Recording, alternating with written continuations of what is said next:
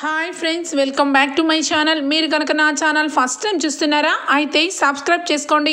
అలాగే పక్కనే ఉన్న బెల్ ఐకాన్ని క్లిక్ చేసేయండి ఫ్రెండ్స్. ఈరోజు ఎపిసోడ్ అయితే సూపర్గా ఉండబోతుంది.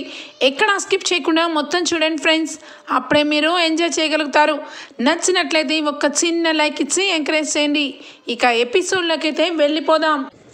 ఎపిసోడ్ స్టార్ట్ అవగానే ఇందిరాదేవి అపర్ణని అలాగే ఇక ధాన్యలక్ష్మిని ఇద్దరి కోడల్ని తీసుకొని పక్కకు తీసుకొని వెళ్ళి మాట్లాడుతుంది. ఏంటిది, ఇల్లు అనుకుంటున్నారా, ఇంకేమన్నా అనుకుంటున్నారా? మీ ఇద్దరికి ఒక కులాయి అప్పచెప్తాను. ఇక పంపుల దగ్గర కొట్టుకునే వాళ్ళలాగా ఇద్దరు కూడా ఇక చెరుకు బిందె పట్టుకొని సొట్టలు పడేలాగా కొట్టుకోండి. అసలు కొంచెమన్నా మీకు అర్థమవుతుందా? ఇక నా మర్యాద మన్నన ఏమైంది? నేను బ్రతుకున్నప్పుడే ఈ విధంగా ఈ రకంగా మాట్లాడుకుంటున్నారు. రేపు పొద్దున్న నేను లేకపోతే ఏమైపోతారు అని చెప్పి అనగానే వెంటనే ధాన్యలక్ష్మి, అయ్యో అత్తయ్య గారు, మిమ్మల్ని మేము ఎప్పుడూ గౌరవిస్తూనే ఉంటాము, నేనేమీ అనలేదు, అంతా ధాన్యలక్ష్మి అపార్థం చేసుకుంటుంది అని చెప్పి అనగానే, లేదు నేనేమీ అపార్థం చేసుకోవట్లేదు, అక్కే కావాలని ఇక ఇండైరెక్ట్గా ఇసురుగా మాట్లాడుతుంది, నా మనసు నొప్పించుకోవడం నాకు ఇష్టమా ఏంటి అని చెప్పి అంటూ ఉంటే, చాలు ఇద్దరు కూడా ఊరుకోండి. మీ ఇద్దరు పెద్దరికాలని పక్కన పడేసి ఇద్దరు చిన్నపిల్లలు అయిపోయారా ఏంటి? మీ ఇద్దరికి కోడళ్ళు వచ్చారు, ఆ కోడళ్ళ దగ్గర మీ మర్యాద దక్కకుండా మాట్లాడుకుంటున్నారు. ఈరోజు మీ ఇద్దరు తిట్టుకుంటారు, రేపు ఇక ఇంటికి వచ్చిన కోడళ్ళు కూడా వాళ్ళిద్దరూ మీలాగే ప్రవర్తిస్తారు. అప్పుడు ఇది ఇల్లు అనరు అని చెప్పి అనగానే ఇద్దరు సైలెంట్ అయిపోతారు. తప్పు ఎవరిదైనా కూడా ఇద్దరికి ఒకరి మీద ఒకరికి ఇక కోపావేశాలు తగ్గించుకొని ఇక ఇన్నాళ్ళలాగే ఇద్దరు కలిసిమెలిసి ఉండాలి. లేదంటేనా నేను అస్సలు ఊరుకోను, నా సంగతి తెలుసు కదా మీకు అని చెప్పి ఇందిరాదేవి అంటుంది. చూడు ధాన్యలక్ష్మి, అపర్ణది ఏమి తప్పు లేదు. ఎందుకంటే కళ్యాణ్ని చిన్నప్పటి నుంచి ఇక ఇంట్లో చిన్నవాడని అదొక సంబరంగా ఫీల్ అయ్యేది. ఏదైనా కూడా వాడిని ఫ్రీగానే హక్కు గలది. అందుకే వాడిని గీజర్ బాగు చేయించమని చెప్పి అరిచింది. అంత మాత్రానే నువ్వు అలా అపార్థం చేసుకొని అరవడం నీది తప్పు అని చెప్పి అనగానే, అలా అనండి అత్తయ్య గారు అని చెప్పి అంటుంది అపర్ణ. ఇక వెంటనే ఇక చూడు అపర్ణ, అలా అనడానికి తను కూడా ఏదో మామూలుగా ఒక మాట అక్కవన్న చనువుతో అడిగింది. ఆ మాటకే నువ్వు మనసులో పెట్టుకొని కళ్యాణ్ వచ్చినప్పుడు రాజుతో బాగు చేయించుకుంటానులే అని చెప్పి అన్నమాట తప్పు. ఎందుకంటే ఇద్దరు కూడా ఒకరి తప్పు ఒకరికి అర్థం కావట్లేదు, చూసే వాళ్ళకి నాకు అర్థమవుతుంది అని చెప్పి అనగానే ఇద్దరు తలదించుకొని ఉంటారు. తలదించుకునే పరిస్థితి తెచ్చుకోవద్దు. ఎప్పుడు కూడా మీ ఇద్దరు ఒకటిగా ఉంటూ ఈ ఇల్లుని మంచి తోవలో నడిపించడమే నాకు ఇష్టం. ఇంకెప్పుడు కూడా ఇలా గొడవలు పడద్దు, వెళ్ళి మీ పనులు చూసుకోండి అనగానే ఇక సారీ అత్తయ్య అనగానే ఇక ధాన్యలక్ష్మి కూడా నన్ను క్షమించండి అత్తయ్యగా అని చెప్పి అంటుంది. ఇక ఇద్దరు కూడా అక్కడి నుంచి వెళ్ళిపోతారు. ఇందిరాదేవి మాత్రం మనసులో ఎప్పుడు లేని ఇల్లు అల్లకల్లోలంగా మారిపోతుందేంటి? ఎప్పుడు ధాన్యలక్ష్మి అపర్ణ ఇద్దరు కూడా ఒకరి మాటకి ఒకరు గౌరవం ఇచ్చుకునేవాళ్ళు. అపర్ణ అంటే ధాన్యలక్ష్మికి భయం ఉండేది, ధాన్యలక్ష్మి అంటే అపర్ణకి ప్రేమ ఉండేది. ఇప్పుడు ఈ రెండు దూరం అయిపోయి ఇద్దరు కూడా ఎడమొహం పడమొహంగా అయిపోయి కోడి పుంజుల్లాగా రెండు కత్తులు ఒకటే తక్కువైపోయినాయి. అయినా ఎప్పుడు కూడా ఈ రుద్రాణి ద్వారా ఇంట్లో గొడవలు జరిగేవి, కానీ వీళ్ళిద్దరూ కలిసిమెలిసే ఉండేవాళ్ళు. కానీ ఇప్పుడు ఎందుకు వీళ్ళిద్దరి మధ్య దూరం పెరుగుతుంది అని చెప్పి ఆలోచనలో పడుతుంది ఇందిరాదేవి. ఇక ఇక్కడ చూస్తే రాజ్ హడావుడిగా, అమ్మో శ్వేత ఫోన్ చేసింది, మర్చిపోతారని 4-5 సార్లు గుర్తు చేసింది. ఖచ్చితంగా ఆఫీస్ పని మీద వెళ్ళి శ్వేతని కలవాలి. ఎందుకంటే ఈరోజు ఖచ్చితంగా కోర్టుకి హాజరవ్వాలి. కోర్టుకి వెళ్ళేటప్పుడు తన్ని ఒంటరిగా వదిలేయడం అంత సేఫ్టీ కాదు. అసలే ఇంట్లో ఒక్కది ఉన్నప్పుడే వాడు వచ్చి ఇక కావాలని ఇల్లంతా చిందరవిందర చేసి ఇక శ్వేతని చంపాలని ప్రయత్నించాడు. అందుకని శ్వేతకి తోడుగా ఈ రోజంతా కూడా శ్వేతతో పాటు కోర్టులో ఉండాలి అని చెప్పి గబాగబా రెడీ అవుతూ ఉంటాడు. ఇక అప్పుడే కావ్య వస్తుంది. ఏమండి టిఫిన్కి వస్తున్నారా అని చెప్పి పిలుస్తుంది. కళావతి, ఈరోజు నేనేమి టిఫిన్ చేయను, నాకు అర్జెంట్ పని ఉంది ఆఫీస్లో, నేను అక్కడే తినేస్తాను అనగానే, ఏంటి ఈ మధ్య ఇంట్లో వంట రుచించట్లేదా, ఈ మధ్య బయట తినేస్తాను అంటున్నారు అనగానే ఇక అదొక రకంగా చూస్తాడు రాజ్. ఏంటండి అలా చూస్తున్నారేంటి అనగానే, నువ్వు ఏది అడుగుతున్నా కూడా ఏంటో ఎక్కడెక్కడో డీప్గా అడుగుతున్నట్టు అనిపిస్తుంది కళావతి. నేను ఇంట్లో తినడం మానేలేదు, ఇంట్లో ఎప్పుడూ ఇంట్లోనే తింటాను, కానీ ఇలా అత్యవసర పరిస్థితులు ఉన్నప్పుడు ఖచ్చితంగా మనం బయట తినడం అలవాటు చేసుకోవాలి అనేది అర్థం చేసుకున్నాను అంతే అనగానే, అవునండి నాకు కూడా బాగా అర్థమైంది, ఇంట్లో ఫుడ్డు ఇక త్వరగా మీకు చేతికి రాకపోతే ఇక బయట హోటల్ మీద తొందరగా వితిన్ సెకండ్లో చేస్తారు, రకరకాల ఐటమ్స్ వస్తాయి కాబట్టి బయట ఫుడ్డుని అలవాటు చేసుకుంటారేమోనని అంటున్నాను అనగానే, ఏం మాట్లాడుతున్నావే, ఎందుకు ఇలా ప్రశ్నిస్తున్నావు, ఈ మధ్య నీలో చాలా మార్పు చూస్తున్నాను, ఏది మాట్లాడమన్నా మొత్తం చుట్టూ తిరిగి ఎక్కడికో వస్తున్నావు, నాకైతే అర్థం కావట్లేదు, సరే నేనైతే టిఫిన్ చేయట్లేదు, నేను వెళ్తున్నాను అనగానే, కనీసం ఆఫీస్కి టిఫిన్ తీసుకొని రమ్మంటారా అనగానే, అయ్యే బాబోయ్ అస్సలు నువ్వు ఆఫీస్కి రావద్దు, కొంపలు మునిగిపోతాయి అనగానే, అదేంటండి కొంపలు మునిగిపోవడం ఏంటి, నేను ఆఫీస్కే కదా వస్తానన్నాను, ఇప్పుడు వర్షం కూడా కాదు కదా అనగానే, ఇదిగో ఈ వెటకారమే తగ్గించుకుంటే మంచిది, ఆఫీస్కి క్యారియర్ పట్టుకొని రావద్దు, ఎందుకంటే అక్కడ ఉండేది నొక్కడే కాదు, నాతో పాటు స్టాఫ్లో ఇక మీటింగ్లో 2-3 ఉంటారు, వాళ్ళందరి మధ్య నేను ఇంటి దగ్గర నుంచి తెచ్చుకున్న ఫుడ్ తింటే బాగోదు, అందుకే బయట దగ్గరే అందరికీ ఆర్డర్ పెడతాను, అందరం కలిసి తింటాం, నువ్వేమీ నా గురించి రావద్దు, ఇదిగో మర్చిపోకుండా భోజనం చేసి టిఫిన్ చేసి ట్యాబ్లెట్లు వేసుకో, లేదంటే తెలుసు కదా చేతులు 2 మొన్న కట్టాను, కానీ ఈసారి మాత్రం ఇక 2 చేతులు కూడా విప్పే ప్రసక్తే లేదు అని చెప్పి అనగానే ఇక అక్కడి నుంచి వెళ్ళిపోతాడు రాజ్. ఇక లోపల మాత్రం కావ్య ఇక ఆఫీస్ అని చెప్పి అర్జెంట్ అని చెప్పి కనీసం ఇంట్లో టిఫిన్ కూడా చేయకుండా వెళ్ళిపోతున్నారు. ఇక నన్ను నువ్వు ట్యాబ్లెట్లు వేసుకొని నువ్వు టిఫిన్ చెయ్యి అంటున్నారు, బలవంతంగా తినిపిస్తాను కుక్కితాను అని చెప్పి మాట్లాడుతున్నారు. అసలు ఈయన నిజంగా నా మీద ప్రేమ చూపిస్తున్నారా, జాలి చూపిస్తున్నారా, అసలు ఆ శ్వేత అన్న అమ్మాయికి ఈయనకి సంబంధం ఏంటి? కవి ఏమో ఫోన్ చూసి అంత పెద్ద భయపడాల్సిన అవసరం లేదు, తను ఏదో ఫ్రెండ్షిప్ కంటే ఎక్కువ అని చెప్పి అంటున్నాడు. ఫ్రెండ్షిప్ కంటే ఎక్కువ అంటే ఇంకా అంతకు మించి ఏముంది, ఫ్రెండ్ కాదు అని అర్థమైంది, మరి దానికి మించి అంటే కొంపతీసి ఈయన జీవితంలో నన్ను పెళ్లి చేసుకోక ముందే ఇక శ్వేత అన్న అమ్మాయిని ప్రేమించారా, లేదంటే పెళ్లి చేసుకున్న తర్వాత ఈ శ్వేత అన్న అమ్మాయితో ఈ రకంగా ఉంటున్నారా, అసలు ఏమీ అర్థం కావట్లేదు అని చెప్పి ఇక బాధపడుతూ ఉంటుంది. ఇక అప్పుడే కళ్యాణ్ వస్తాడు. ఏంటి వదిన, ఏంటి అలానే డల్గా ఉన్నావు, నేను చెప్పాను కదా ఈ విషయం ఇక్కడితో వదిలేసే విషయం అస్సలు కాదు, రాజన్నయ్యని నువ్వు ఖచ్చితంగా పక్కనే ఉండాలి, రాజ్ అన్నయ్య ఏ స్టెప్ వేస్తున్నాడు, ఎవరితో మాట్లాడుతున్నాడు, ఏం చేస్తున్నాడు అన్నది మొత్తం నువ్వు తెలుసుకోవాలనుకుంటే రాజ్ అన్నయ్యని అంటిపెట్టుకునే ఉండాలి. అయినా డిజైన్స్ అంటే నీకు చాలా బాగా వచ్చు, చాలాసార్లు డిజైన్స్ వేసి ఆఫీసులో అందరి ముందు చాలా పేరు ప్రఖ్యాతులు తెప్పించావు, అప్పుడు అన్నయ్య నీకు బహుమతి కూడా ఇచ్చారు, అలాంటి నువ్వు ఇంట్లో ఉండడం ఏంటి? ఒకవైపు ఆఫీస్కి నీ వైపు సహకారం ఉంటుంది, అలాగే అన్నయ్య ఏం చేస్తున్నాడు అన్నది నీకు తెలుస్తుంది, అందుకని ఆఫీస్కి వెళ్ళు, నువ్వు ఆఫీస్కి వెళ్తేనే చాలా మంచిది వదిన, అది నీ లైఫ్కే చాలా మంచిది, నేను ఎందుకు చెప్తున్నానో ఒకసారి ఆలోచించు అనగానే, మీరు అలాగే చెప్తారు కవి గారు, కానీ ఇంట్లో వంట వార్పు వడ్డన ఇవన్నీ కూడా వదిలేసి నేను ఆఫీస్లో వెళ్ళి ఏ రకంగా చేస్తాను? అయినా అత్తయ్యకి నేను ఆఫీస్కి వెళ్ళడం ఇష్టం లేదు, అంతకుముందు నేను ఆఫీస్కి వెళ్ళినప్పుడు నువ్వే పనులు చెయ్యవసరం లేదు, ఇంట్లో ఉంటూ ఇల్లుని చూసుకుంటూ ఉంటే చాలు అని చెప్పి నాకు గట్టిగా వార్నింగ్ ఇచ్చారు, ఇప్పుడు ఏ ముఖం పెట్టుకొని ఆఫీస్కి వెళ్ళాలి నేను, నన్ను ఇంట్లో నుంచి ఎవరైనా పర్మిషన్ ఇస్తారా అనగానే, అయ్యో వదిన నువ్వే అంటావు ఆ రోజు జరిగింది ఆ రోజే మర్చిపోవాలని, అలాంటప్పుడు ఆ రోజు ఏ మూడ్లో పెద్దమ్మ అందో మరొకసారి ప్రయత్నం చెయ్యి, నీ ప్రయత్నం చేసినంత మాత్రాన ఏమీ అవ్వదు కదా అనగానే, అలానే అంటావా కవి అనగానే, అయ్యో వదిన నేను నీ బాగు కోసమే చెప్తున్నాను, ఇంట్లో ఉంటూ ఇక అన్న ఏం చేస్తున్నాడా, బయటకు వెళ్ళి ఇక శ్వేతని కలుస్తున్నాడా, అసలు శ్వేత అనే అమ్మాయి ఎవరు, ఇవన్నీ తెలుసుకోవాలంటే ఖచ్చితంగా నువ్వు ఆఫీస్లో అన్నయ్యతో పాటు ఉండాల్సిందే వదిన అని చెప్పి చెప్పడంతో ఇక కావ్య సరేనని చెప్పి కిందికి వస్తుంది. ఇక ఇంతలో అందరూ కూడా డైనింగ్ దగ్గర కూర్చొని ఉంటారు.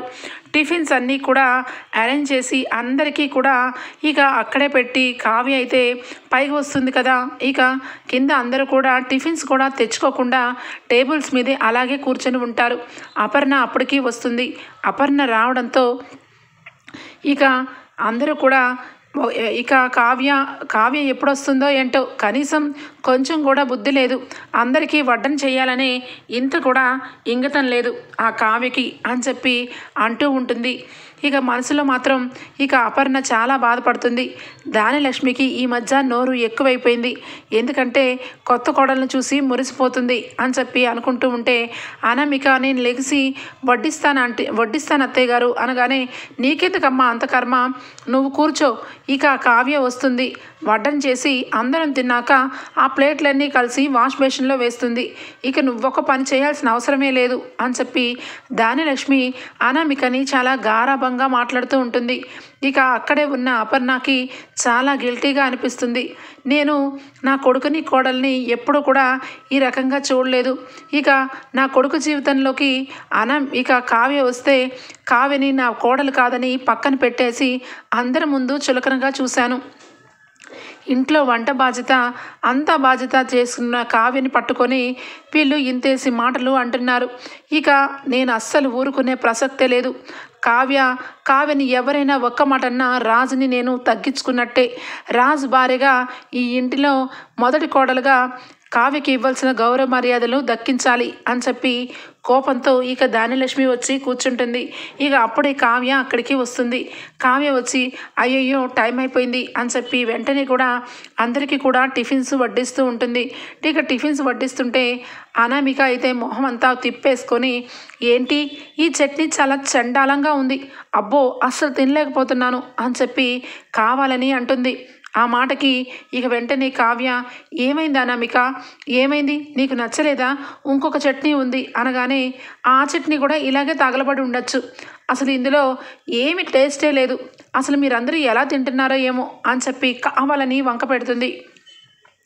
ఇక వెంటనే అక్కడే ఉన్న అపర్ణ అయితే చాలా కోపంతో ఇక అట్లానే ఉంటే రుద్రాణి వచ్చి ఇక ఎప్పటి నుంచో కావ్య ఈ ఇంట్లో వంటలు చేస్తూ అందరికీ వడ్డన చేస్తుంది అనామిక, మా అందరికీ నోర్లు అయితే చప్పబడిపోయినాయి, మా అందరికీ అందుకే ఏమీ అర్థం కావట్లేదు, నువ్వంటే కొత్తగా వచ్చావు కాబట్టి నీకు ఈ టేస్ట్లన్నీ నచ్చకపోవచ్చు, అయినా ఇక ఎప్పుడైనా కూడా వాళ్ళకి ఏమన్నా ఉన్న బతుకులా ఏంటి, ఉన్న వాళ్ళుగా ఉంటే సరిపోదు, వాళ్ళ టేస్టులు కూడా ఉన్నతంగా ఉండాలి అని చెప్పి రుద్రాణి ఒకవైపు అంటూ ఉంటే ఇక దానిలక్ష్మి రుద్రాణి అనామిక చాలా ఘోరంగా కావ్యని కించపరుస్తూ ఉన్నట్టుగా మాట్లాడుతూ ఉంటారు.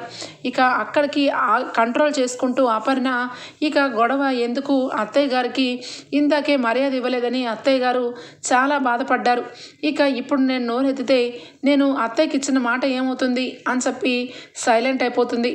ఇక కావ్య కూడా ఇక అక్కడ ఉన్న ఆ మాటలు ఏమీ పట్టించుకోకుండా అందరికీ వడ్డన చేస్తూ అపర్ణ దగ్గరికి వస్తుంది. ఇక అత్తయ్య గారు అని చెప్పి వడ్డన చేస్తూ ఉంటే ఏమైంది కావ్య చెప్పు అనగానే అది అని నసుగుతూ ఉంటే నువ్వు చెప్పు, నేను వింటానన్నాను కదా, టిఫిన్ చేస్తున్నంత మాత్రాన నువ్వు చెప్పేది విననని అన్నానా, చెప్పు అనగానే అది అత్తయ్య గారు నేను కూడా ఈయనకి తోడుగా ఆఫీస్కి వెళ్ళాలనుకుంటున్నాను, ఇక అక్కడ డిజైనర్గా కొంతకాలం చెయ్యాలనుకుంటున్నాను, మీరేమంటారు, ఈయన ఆఫీస్లో ఒక ఎంప్లాయీగా మాత్రమే చేస్తాను అని అనగానే ఇక వెంటనే ఇక అనామికకి రుద్రానికి ఇక దానిలక్ష్మికి ఒక్కసారిగా షాక్ అయిపోతారు.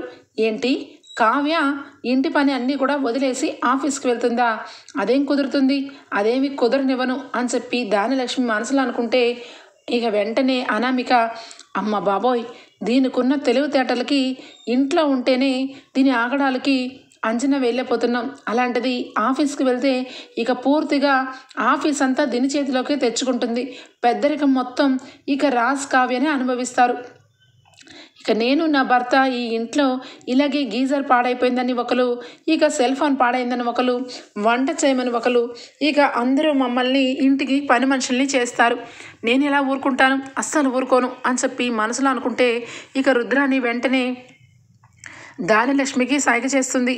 నువ్వెందుకు ఒప్పుకుంటావు వదినా? ఇక నీ కొడుకే ఇంతవరకు ఆఫీస్కి వెళ్ళలేదు, అలాంటిది కావ్య వెళ్తుందంట. ఒకసారి అడుగు, అభ్యంతరం పెట్టు.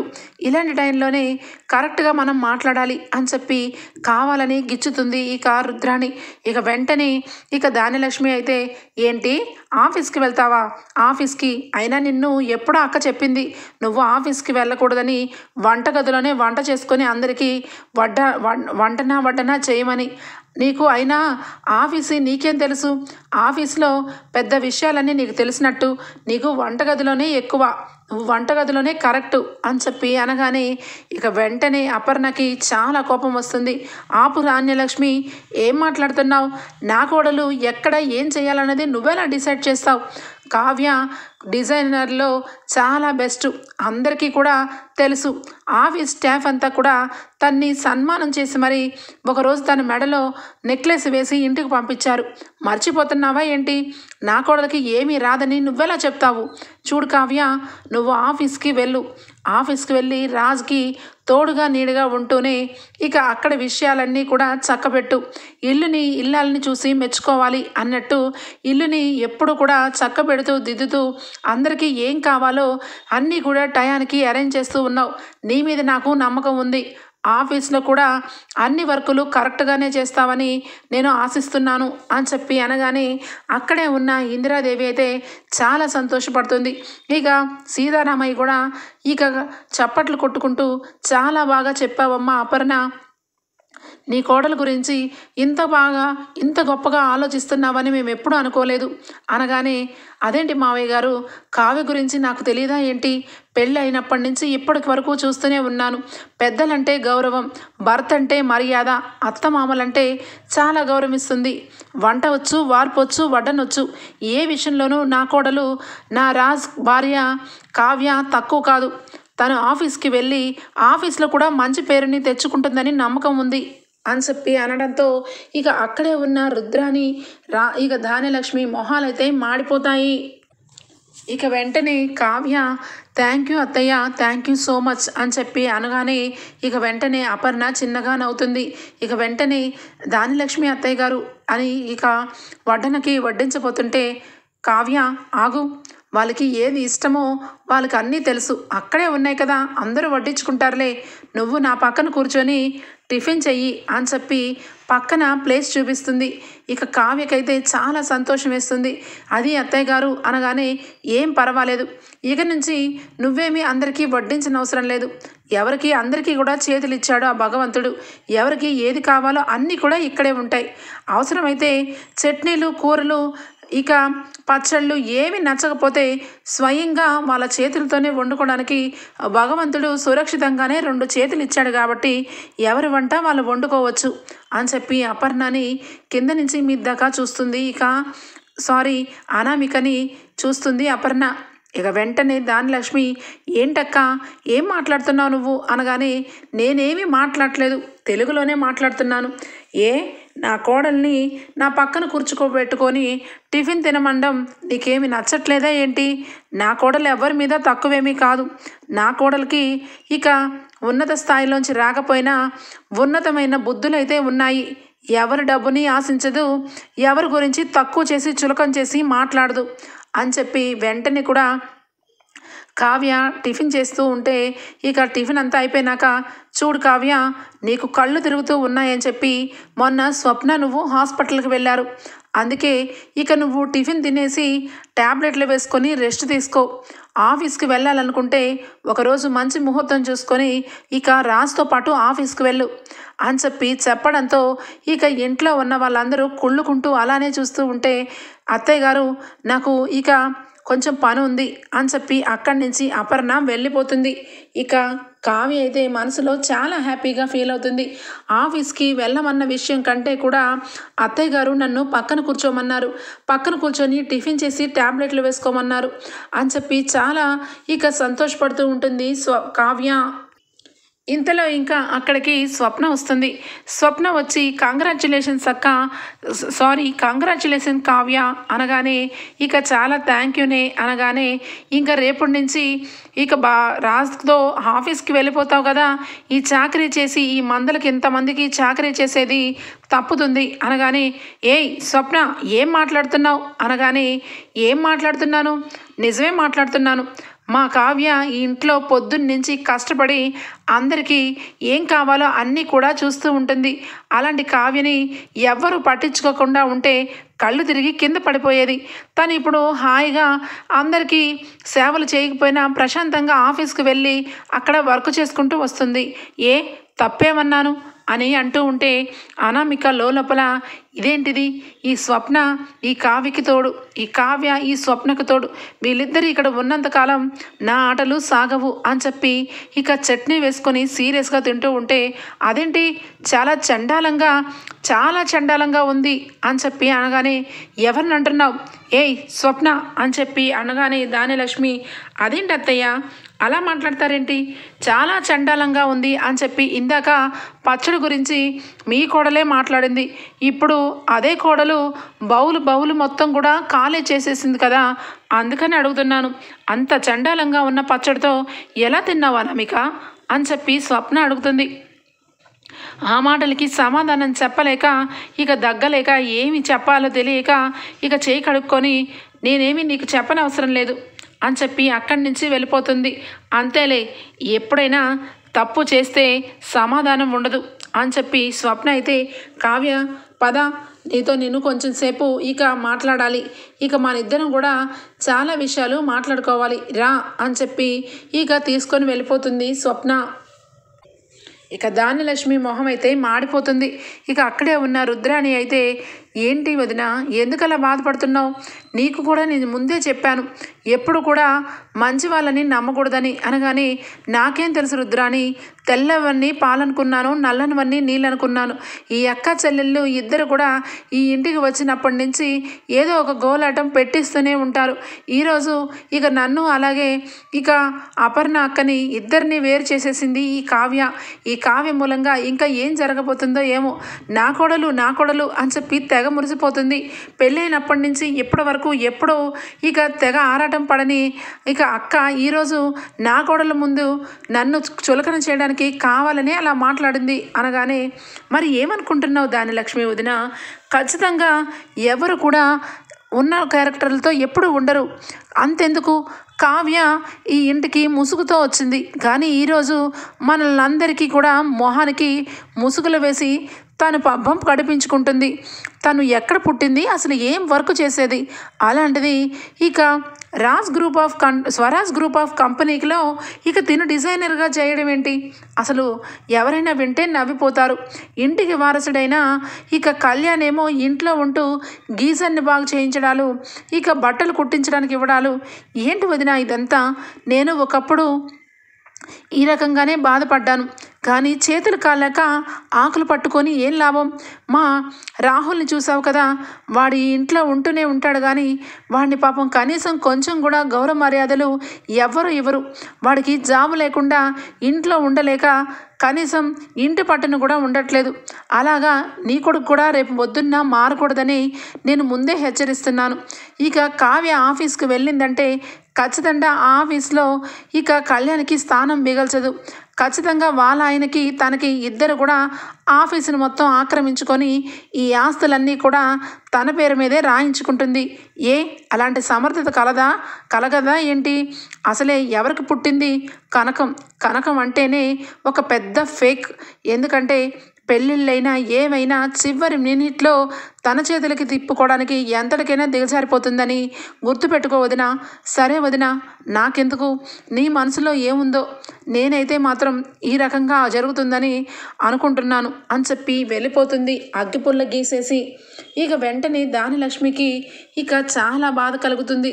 అంటే నా కొడుకు జీవితం ఏమైపోయినా పర్వాలేదు, ఇక వీళ్ళందరూ కూడా సుఖంగా ఉంటారా, నేను అస్సలు కానివ్వను. ఇక కావ్య ఎట్టి పరిస్థితుల్లోనూ ఆఫీస్కి ఏ విధంగా వెళ్తుందో అస్సలు ఊరుకోను, అడ్డు తగులుతాను. ఎందుకంటే నా కొడుకు ఆఫీస్కి వెళ్తానని ఇక చెప్పిన మరుక్షణం ఈ కావ్య కూడా వెళ్తానని మొదలుపెట్టింది. అంటే అర్థం ఏంటి? రుద్రాని చెప్పినట్టు ఇక తను తన భర్త ఆఫీస్ని ఆక్రమించుకొని ఇల్లుని వాళ్ళ సొంతం చేసుకోవాలనుకుంటున్నారు. అది అక్కడ కుదరదు అని చెప్పి ఇక మనసులో అనుకుంటుంది ధాన్యలక్ష్మి. ఇక ఇక్కడ చూస్తే రాజేమో శ్వేతని కలవడానికి వెళ్తూ ఉంటాడు. శ్వేత ఇంట్లో రెడీ అవుతుంది. అందంగా రెడీ అయ్యి కూర్చొని ఉండగానే, ఏంటి ఇంకా కూర్చొని ఉన్నావు, బయట నుంచుంటావేమో అనుకున్నాను, పద పద అనగానే, ఆగు రాజ్, కూర్చో, ఎందుకంటే మనకి టైం ఉందంట, ఇప్పుడే లాయర్ గారితో మాట్లాడాను, ఈరోజు ఇక ఖచ్చితంగా కోర్టుకి హాజరు అవ్వాలా లేదా అన్న విషయం చెప్తానన్నాడు అనగానే, అవునా, అదేంటి, వెళ్తామని చెప్పావు కదా, అందుకే కదా వచ్చింది అనగానే, ఏమో రాజ్, వాడు ఊరు వదిలి ఎక్కడికో వెళ్ళిపోయాడని వాడి తరపు లాయరు ఇందాకే నోటీస్లో మెన్షన్ చేశారంట. మరి వాడు రానంత వరకు నాకు డైవర్స్ అవ్వవు, వాడు సైన్ పెట్టే వరకు నాకు ఎలా డైవర్స్ అవుతాయి రాజ్ అని చెప్పి కళ్ళమ్మట నీళ్ళు పెట్టుకోగానే, అయ్యో శ్వేత, ఎందుకు బాధపడుతున్నావు, వాడిని ఎక్కడున్నా ఎదుగు తీసుకొని వచ్చి నీకు వాడికి డైవర్స్ ఇప్పించే బాధ్యత నాది.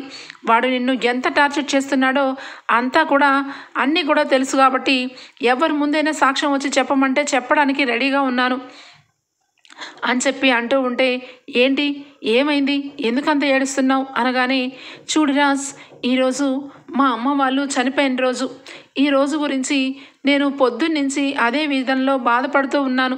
అలాగే నాకు నన్ను పెళ్లి చేసుకున్న నా భర్తకి డైవర్స్ కూడా అయ్యే రోజని అనుకున్నాను. కానీ వాడు చివరి మినిట్లో ఇలా వెళ్ళిపోవడంలో ఎలా రాస్ అని చెప్పి బాధపడుతూ ఉంటే, చూడు శ్వేత, నువ్వు ఎప్పుడు ఒంటరి ఫీలింగు తెచ్చుకోద్దని నీకు చాలాసార్లు చెప్పాను. నీకంటూ నేను ఉన్నాను. ఎప్పుడు కూడా రాజ్ అన్నమాట నిలబెట్టుకుంటాడు. నువ్వు హ్యాపీగా ఉండేలాగా నేను చూసుకుంటాను. నువ్వు వాడి గురించి మర్చిపో. ఇక అమ్మ నాన్న గురించి అంటావా, వాళ్ళు ఎంత దూరంలో ఉన్నా మనకి దగ్గరలోనే ఉంటారు. వాళ్ళు మనల్ని చూస్తూనే ఉంటారు. అంత మాత్రాన నువ్వు కుంగిపోకూడదు అనగానే, ఇక వెంటనే నాకు ఎందుకో గుడికి వెళ్ళాలనిపిస్తుంది రాజ్. ఇక ఎలాగో లాయర్ అయితే ఈరోజు ఇక కోర్టుకు పని లేదని చెప్పాడు కదా, నన్ను గుడికి తీసుకుని వెళ్తావా రాజ్, ప్లీజ్ రాజ్ అనగానే, ఎందుకు శ్వేత బతుములాడుతున్నావు, గుడికి కదా, గుడికి తీసుకొని వెళ్తాను, గుడిలో దర్శనం చేయించి నేను ఆఫీస్కి వెళ్తాను అనగానే, అదేంటి రాజ్, ఈ రోజంతా నాతోనే ఉంటావని మాట ఇచ్చావు కదా అని చెప్పి అడుగుతుంది.